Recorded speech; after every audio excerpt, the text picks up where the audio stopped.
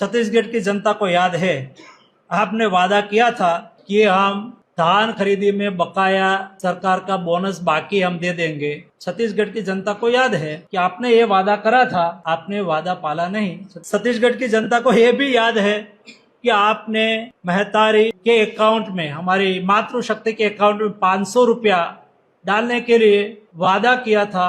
इतना ही नहीं, मैनिफेस्टो में लिखा हुई बात को सार्वजनिक तौर पर कह दिया कि हमने ऐसा कोई वादा ही नहीं करा। हाँ, छत्तीसगढ़ की जनता को याद है, आपने 500 रुपया हमारी महतारी मातृशक्ति के अकाउंट में डालने की बात कही थी, आपने नहीं पाला। छत्तीसगढ़ की जनता को यह भी याद है, छत्तीसगढ़ की जनता का यही जवाब है कि हमें याद है कि हर ग्रामीण परिवार में 4 सिलेंडर हम मुफ्त देंगे।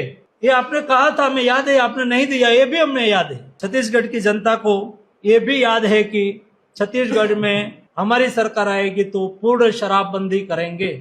ये भी याद है, आपने वादा किया था। ये भी याद है, हमारे राज्य के युवाओं को कहा था कि 10 लाख युवाओं को 2500 रुपया बेरोजगारी भत्ता देंगे। याद है हमारे युवाओं को, इस बार देखेंगे चुनाव में और ईवीएम में जाके वो बताएंगे कि हमें याद है, आपने कहा था। हमारी गारंटी है, नरेंद्र मोदी की गारंटी है। हमने हिसाब किताब करा है, 1,20,000 पद रिक्त है सरकार में 5 साल में, उन्होंने नहीं भरा है। उसमें से पहले 2 साल में 1 लाख पद सरकारी नौकरी का भर देंगे। राज्य में एक दिवाली हमने मना लिया, छत्तीसगढ़ दूसरी दिवाली मनाएगा 3 तारीख को। और तीसरी दिवाली हमने मैनिफेस्टो में कहा है कि हम छत्तीसगढ़ के भाइयों और बहनों को राम लल्ला का दर्शन करने के लिए अयोध्या ले जाएंगे। तीसरी दिवाली हम अयोध्या मनाएंगे।